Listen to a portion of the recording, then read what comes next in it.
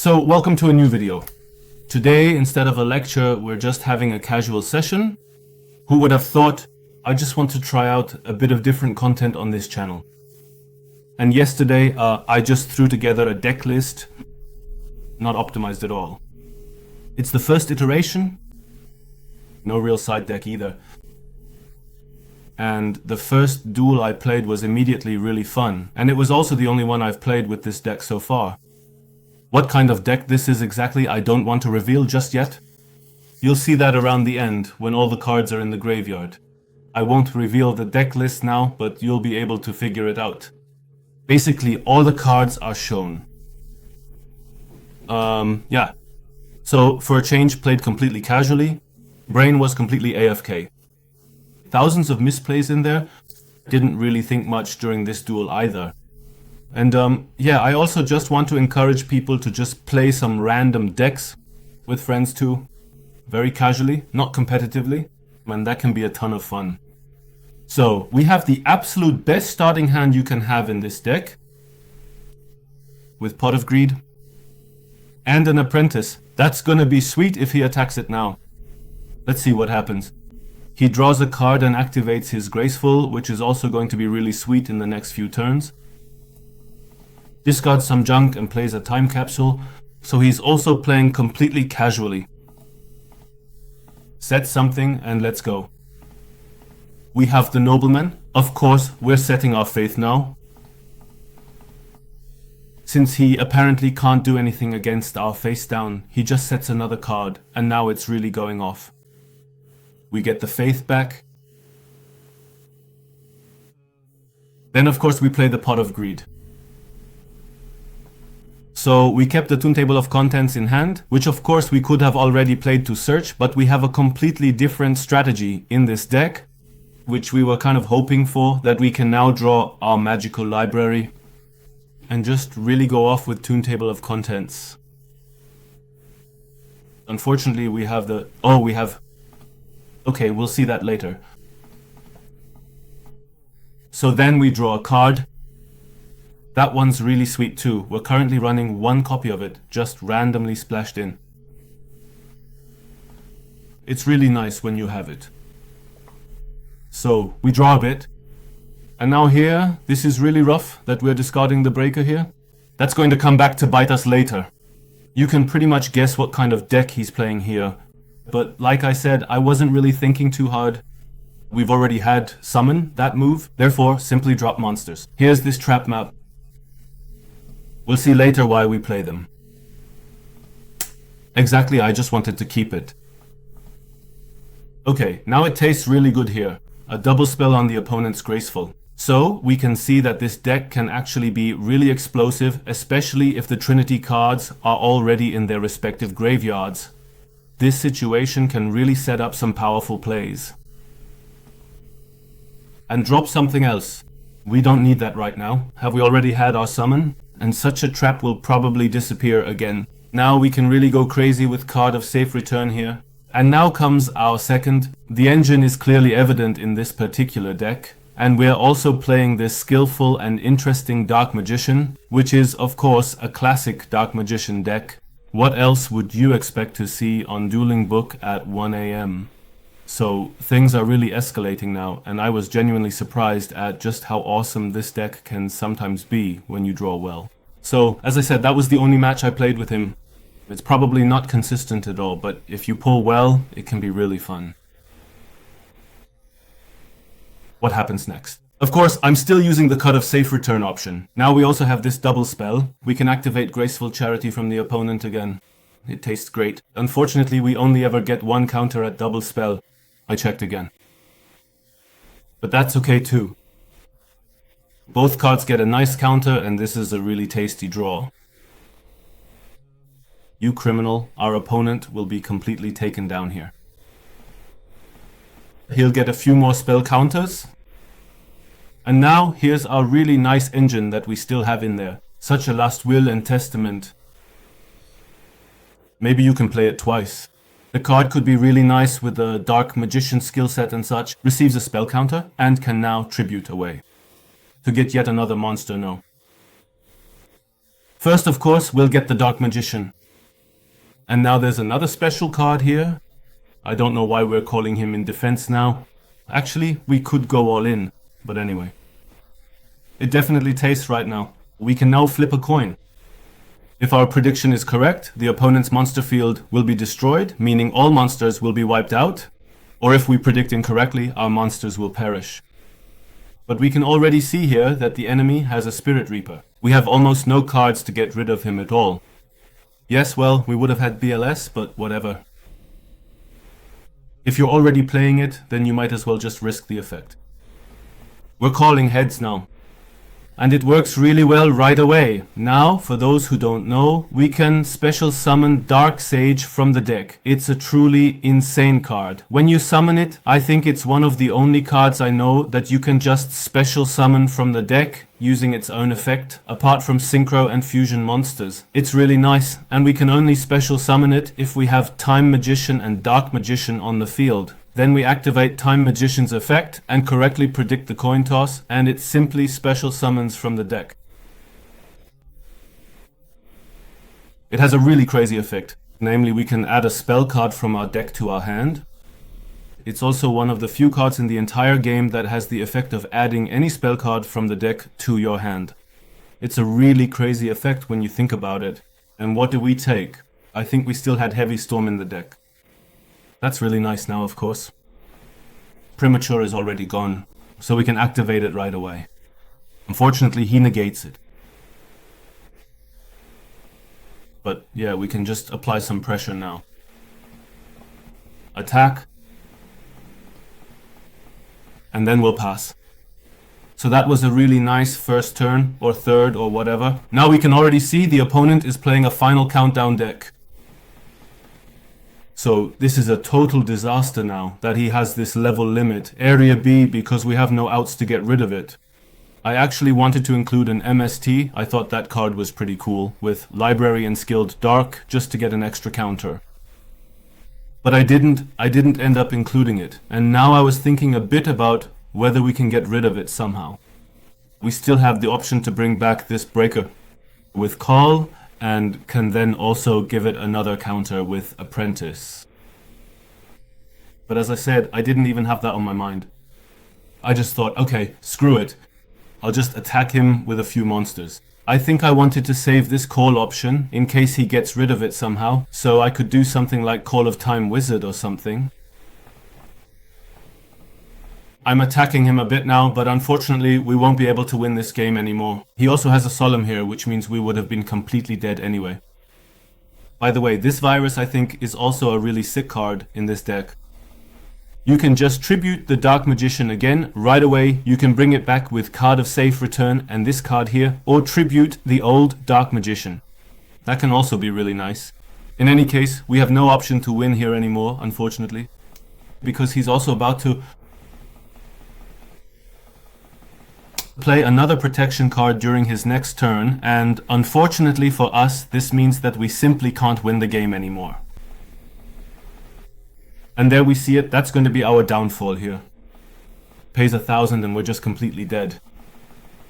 Okay, let's do it, let's click through a bit here. Summon a BLS somehow to get rid of something from the field and look for some kind of setup, which we unfortunately don't have anymore. And now we unfortunately lose this game.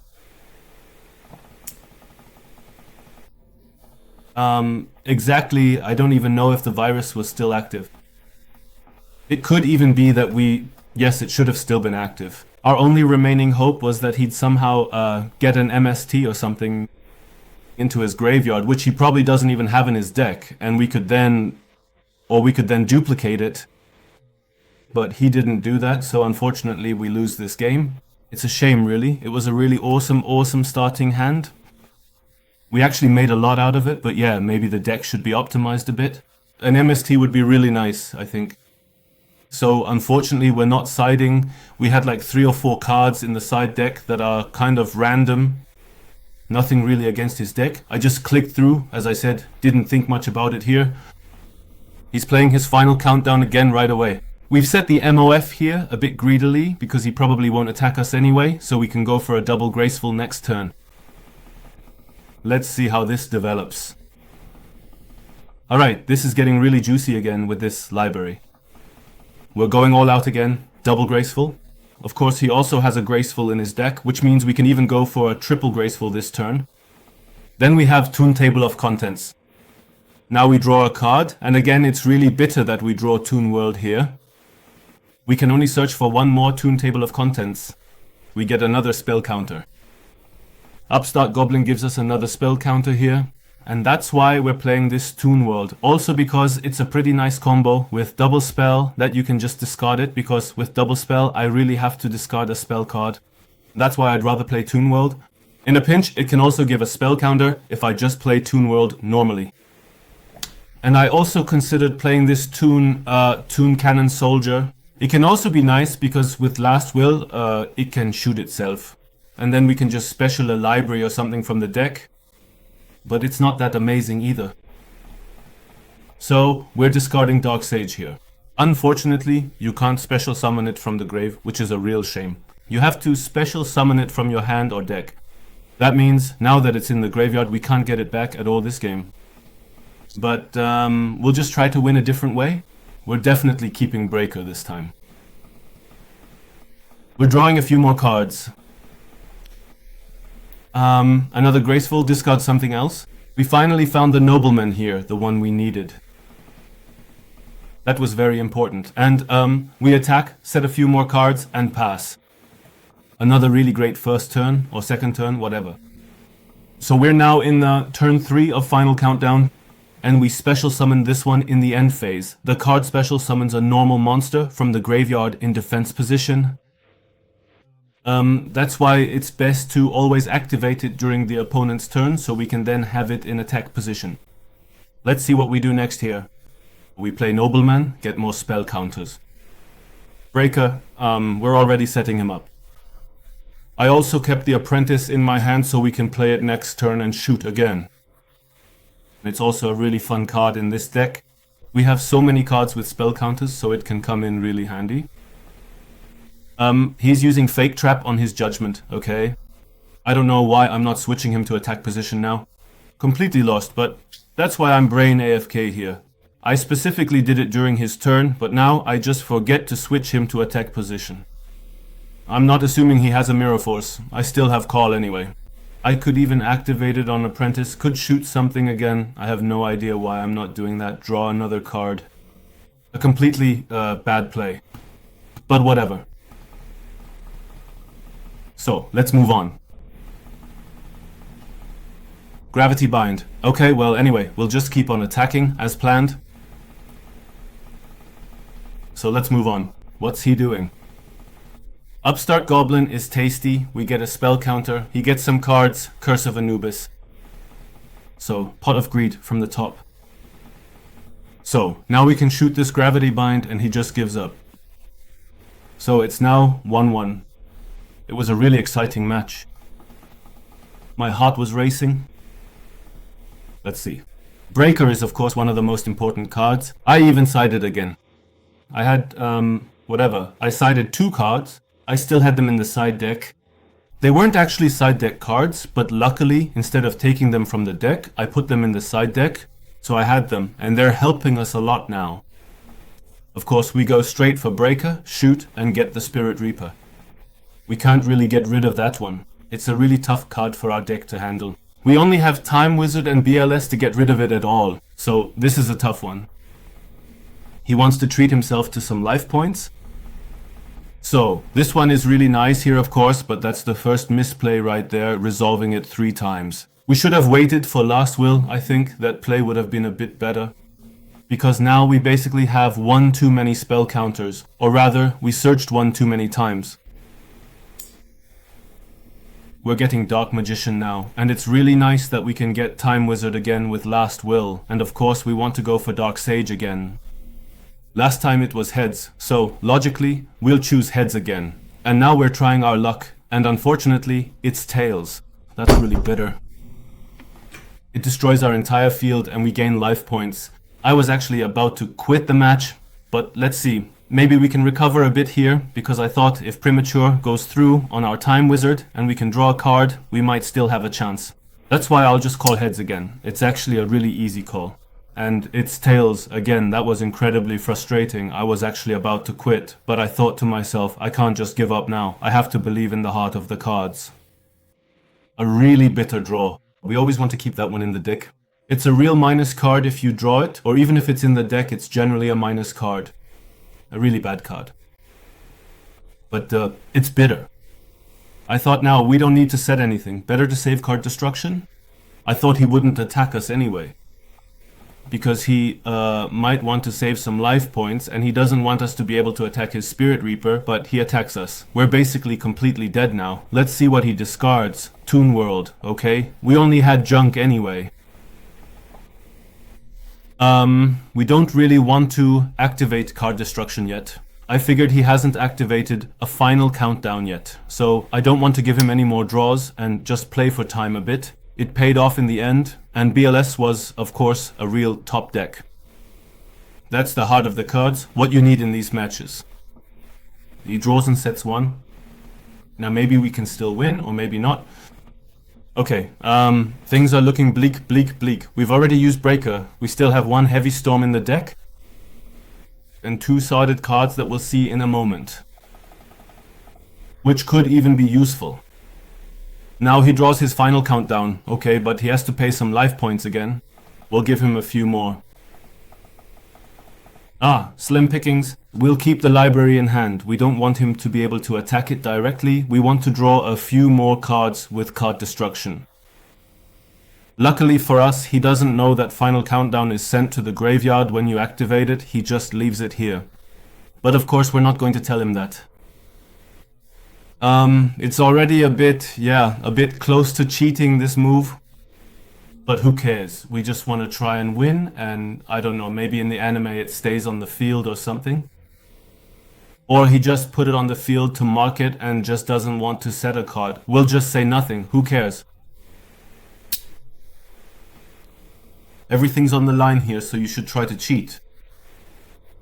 A note to everyone, that's a joke, of course. Okay.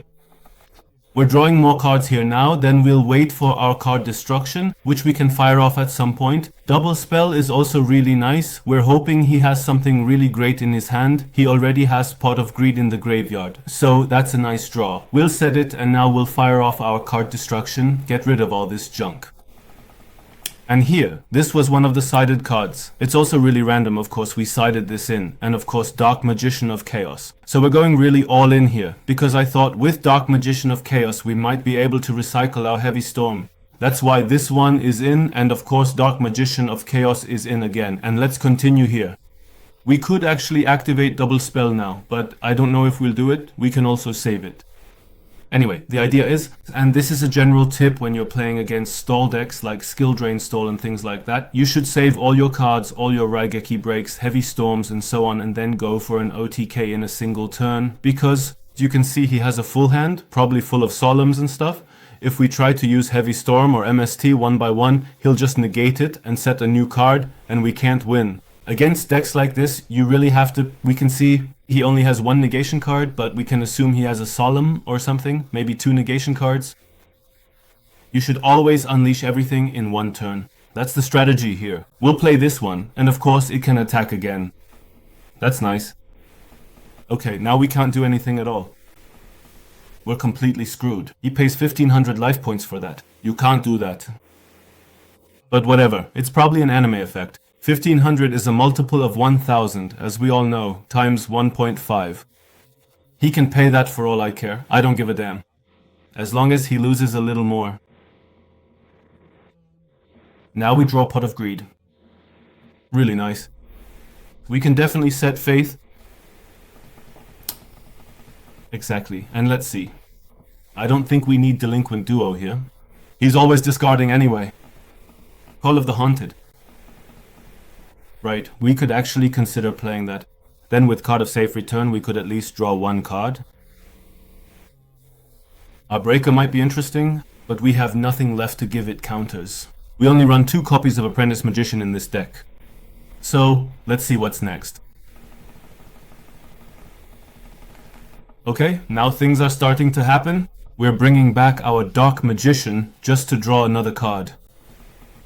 Thinking for a moment here, we'll set this one again, because we want to prepare for an OTK now. That's why I thought we still need it, because we'll need Dark Magician as a normal summon for our turn. So let's continue here. Now we've lost our patience. We'll use Graceful Charity, and finally draw our Heavy Storm. And now we can completely finish him. First we'll bait. First we'll flip this one, because I thought I might want to summon it from the graveyard again, so the spell counters could be nice. We're baiting him out completely here. We didn't even want it to resolve, because then our Dark Magician would have been destroyed too. Now we can tribute Dark Magician, special summon this DMOC from the deck, get Heavy Storm back to our hand.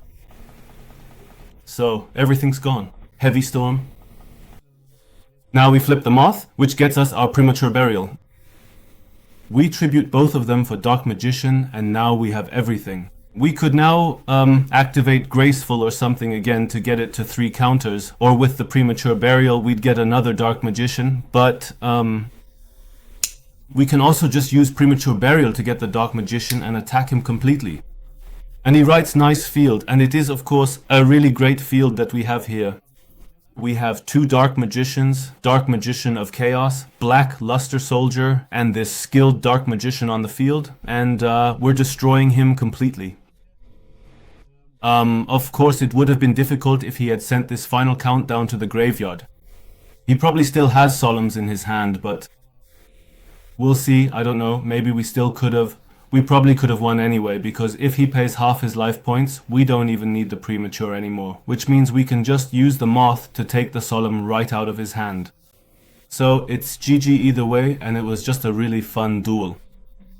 I hope the video was entertaining. And yeah, let's see how these casual sessions, brain AFK sessions are received. Maybe you can also get a little excited about just playing GOAT format with completely random cards, whether it's Dark Magicians, whether it's White Dragon, or whatever else, and have fun until next time.